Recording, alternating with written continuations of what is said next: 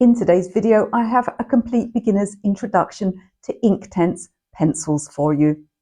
Firstly, apologies for there being no video last week. I was experimenting with this lapel mic and I won't go into details, but I'm rubbish with technology and it went horribly wrong. But it's only taken me 2.5 years to replace the last one since it broke, and it should enable me to stand a little bit further back from the camera, which a lot of you moan about. I can't say I blame you who wants my big face filling the screen. So we're going to look at Inktense pencils today. Now, this video is not sponsored by anybody.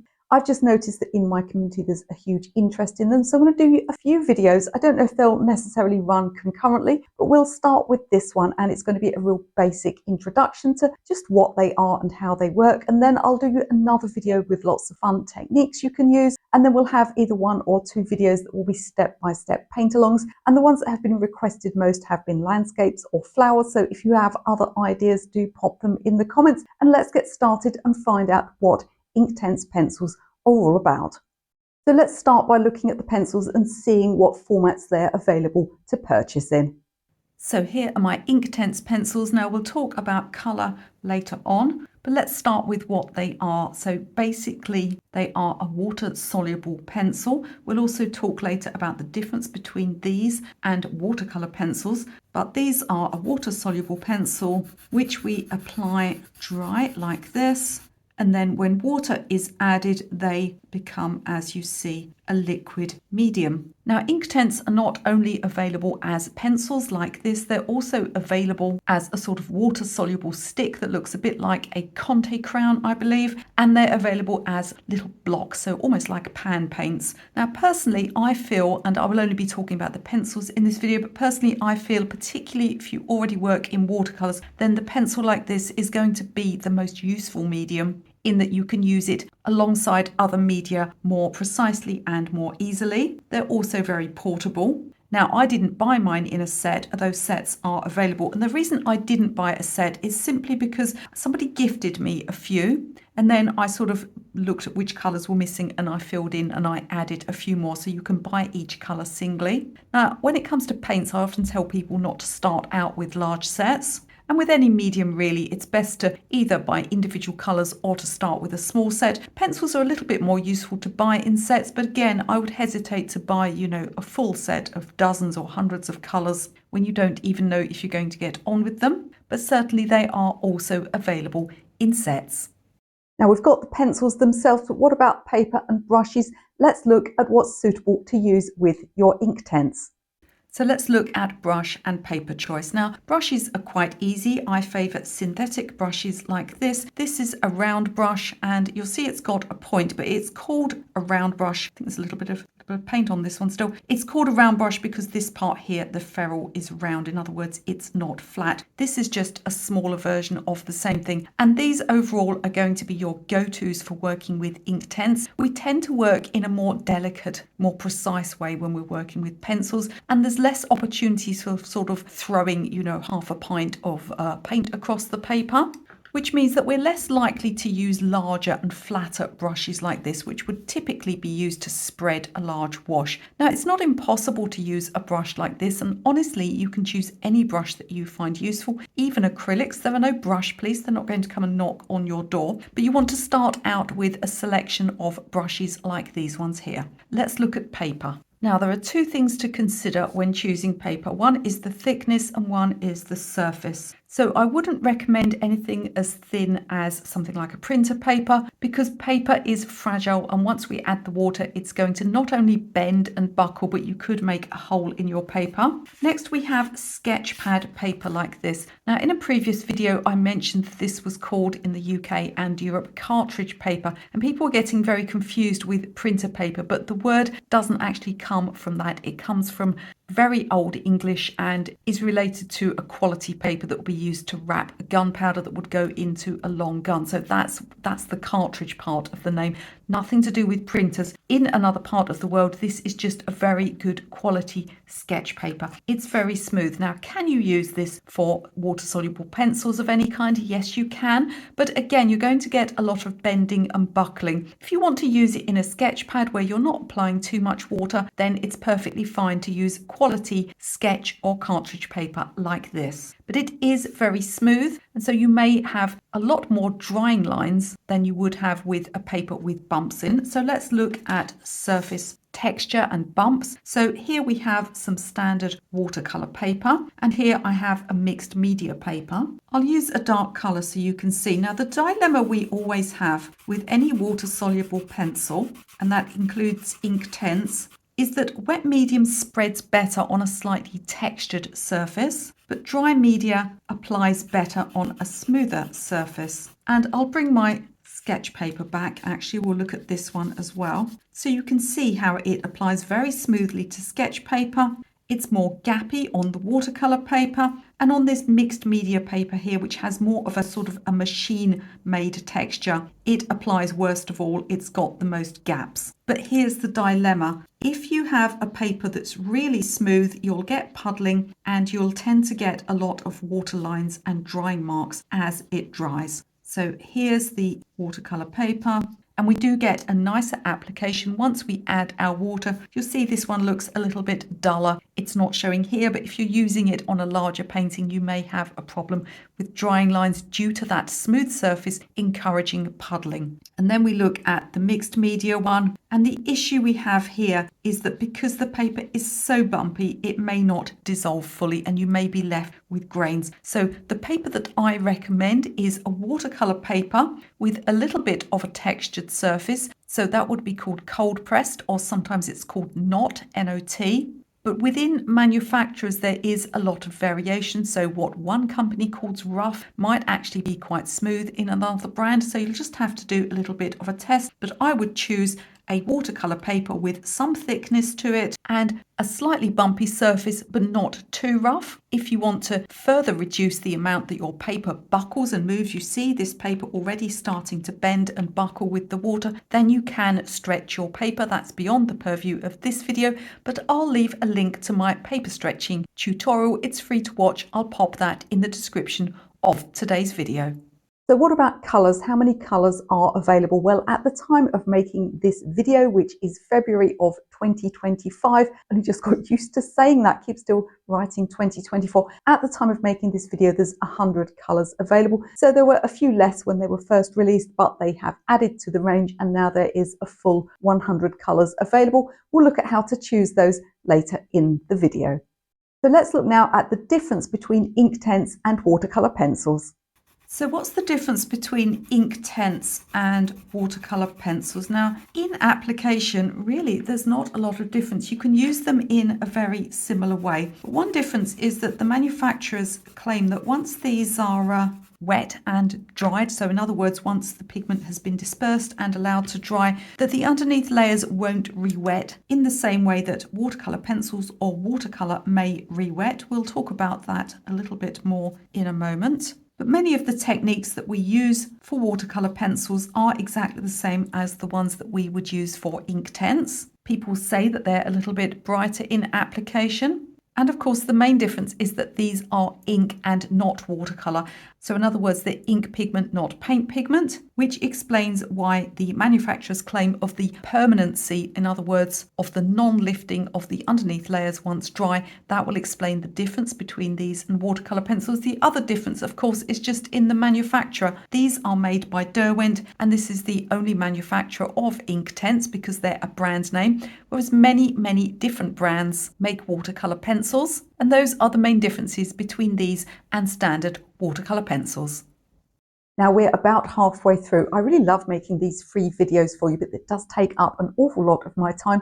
YouTube is not making me rich, and unfortunately I do not have a rich benefactor. Gimlet the cat really doesn't pay his way in any shape or form, even though I'm always honoured him to get a job. He tells me he's too old for that and he just needs to sleep now. You can help me by free subscribing to this channel, liking the video, sharing with a friend, or leaving me a comment. The manufacturers of Inktense tell us that they don't lift once they're applied and fully distributed across the paper. But is this actually true? Because when I was researching this video, I found quite a few YouTubers who had other ideas. So I did some permanency tests. Let me show you how you can do these tests of your own if you would like to. And I'll tell you all about the results I got. So let me show you how we test permanency, in other words, whether a pigment lifts out or not. Now this is actually paint on here, but we can use this test also for watercolor pencils or for Inktense pencils. Once everything's dry, we can do a lifting out test. So I'm going to do mine on this one down here. Now you don't have to use a stencil. You could use some tape along each side, or you could make a square out of tape, or you could just rub. It doesn't really matter. It just makes your samples look a little bit neater and keeps the colour inside the box. I've got a piece of cotton wadding here, cotton wool, and I've just dampened it very, very slightly. If you use something like this, make sure it's just the plain cotton wool. It hasn't got any, sometimes they sell them for removing makeup and stuff like that. And you want to make sure it's barely wet. Now you can also use a stiff brush for a lifting out test like this, but I actually find that it's a lot easier to use cotton like this. You don't want to rub too much. How stable your paper is and how resistant to lifting is going to depend entirely on quality of paper. And if you see your paper start to degrading, then that's the time to stop. And here we get to see how well or how badly this pigment lifts from the paper.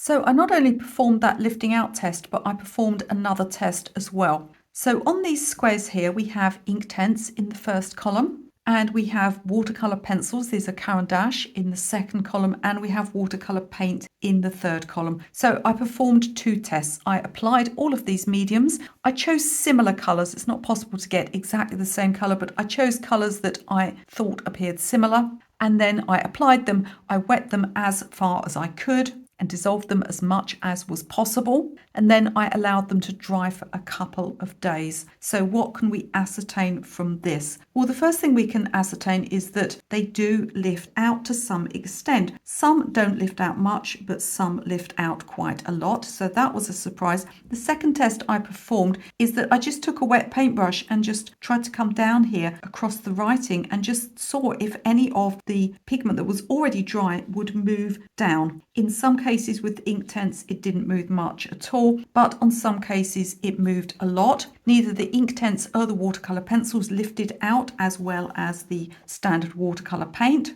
But as you can see, the idea that they don't move at all in these underneath layers simply in my experiment was not true. And let's look at the way the manufacturers describe them. They describe them that once the pigment has been fully dissolved, fully dispersed, they won't lift out when a second layer or water is added on top. Here's the difficulty. Is it ever possible to fully disperse the pigment? It can be tricky. There's an awful lot of things that will change whether or not that's easy to do. This is a fairly cheap practice paper I'm using here. So I couldn't just keep rubbing with my brush over and over and over because I'd start to degrade the paper, and this is something that often happens, and it can happen even with a good paper if we rub for long enough. But overall my experiments showed that although it doesn't lift as much as paint, and some of the colours don't lift as much as watercolour pencil, the idea that the underneath layers of Inktense are completely permanent, to my experiments, and I say this as someone who really likes the medium,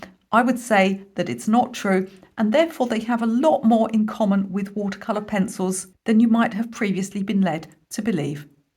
So let's talk about light fastness, because inks generally have a reputation for fading more than paint pigments. And to some extent, this is true. Now, the manufacturers have tried really hard to get the permanency up for these, but any medium that you use has its own limitations. They're still a lot of the time working with natural pigments, and some of them just fade more easily than others, particularly reds and pinks. In any range you'll find it. And even years ago, I trained to be a hairdresser. We have exactly the same problem in hairdressing. Red pigments fade because I believe the pigment size is smaller, and so they tend to just sort of depart a lot earlier on. The main problem with paint pigments is, of course, things like the light, the sunlight fading the pigments. And I actually went to a museum years ago and I saw a Van Gogh painting with white roses, but it had been pink when he painted it, because in those days they didn't realize that a lot of the rose colors were not permanent. They were what they call fugitive. They faded with light. So the manufacturers with these, like any other pigments, have done their best to get the permanency up. There are permanency ratings. It can be a little bit tricky to find them. They're sometimes buried on the website. I find it's actually easier to go to the search engine and put the words in light fastness and Inktense, and you should be able to find the page which they're on a little bit easier. So how much should should we really worry about things being light fast? Now, if you're a beginner and you're just playing around and practicing, I really wouldn't worry about this too much.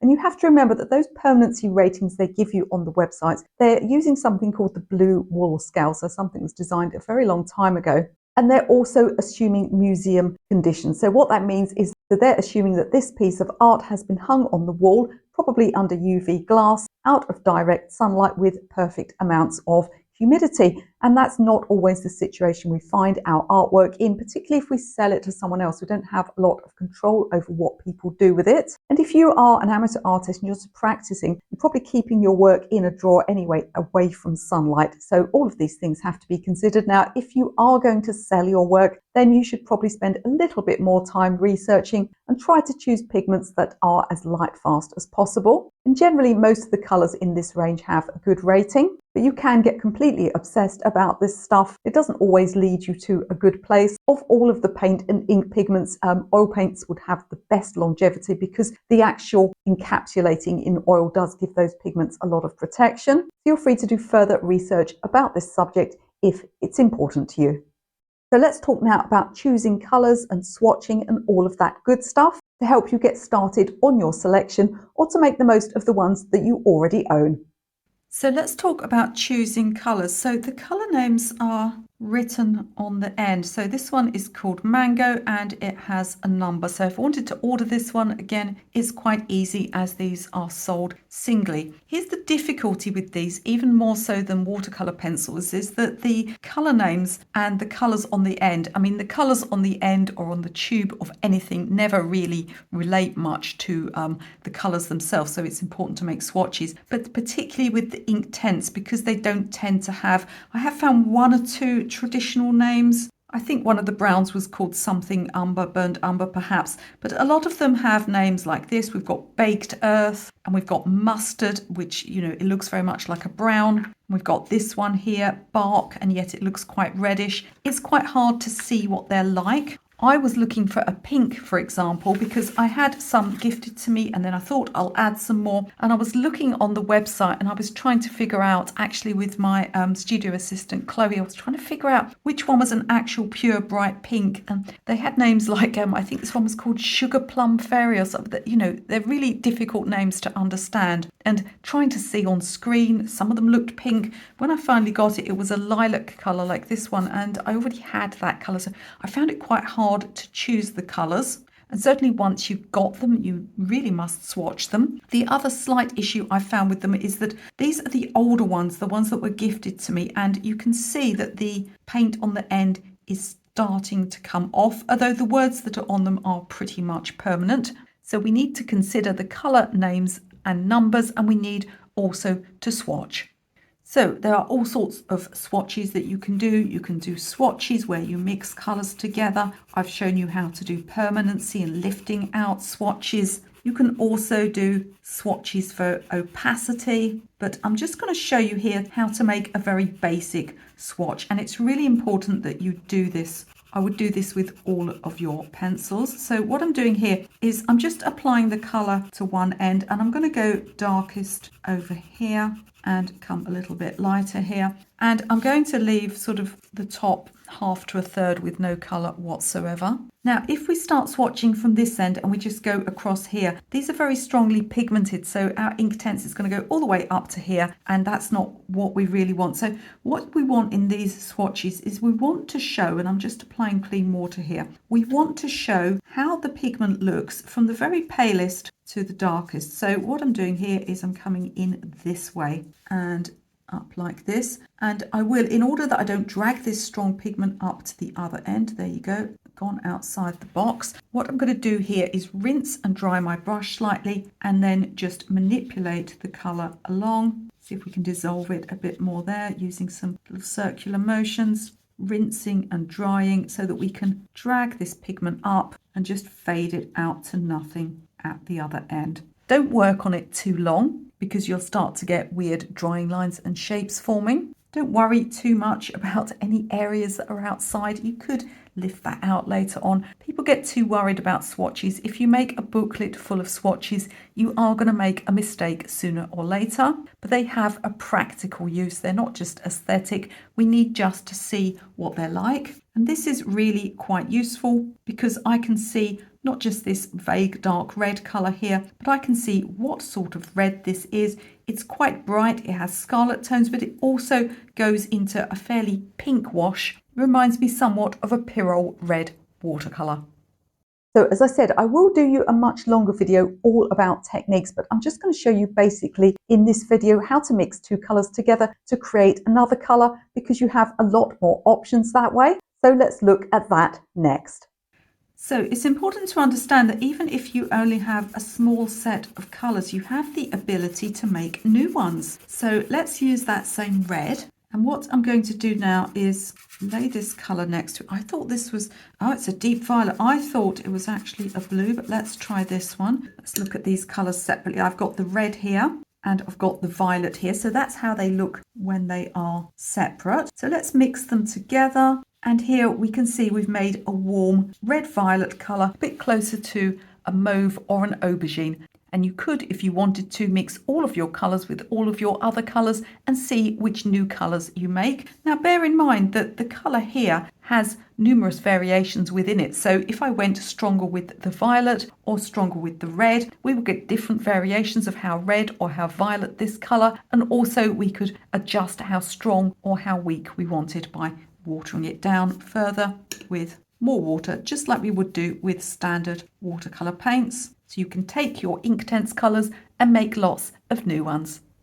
So I really want to know in the comments, have you tried Inktense pencils yet? What sort of tutorials do you need on them? What do you plan to use them for? Are there any specific needs that you have for particular video tutorials? And I'll get those made for you. Now, before you leave this video, after free subscribing, because we are of course CAT approved, don't forget to have a look in video description. I've got some free stuff down there for you. I've got some free downloadable PDFs. I've even got some free watercolor painting courses that you can take. Now, all of these art skills aren't much good if your drawing is substandard, but the good news is that anyone can improve their drawing. You'll want to watch this video next.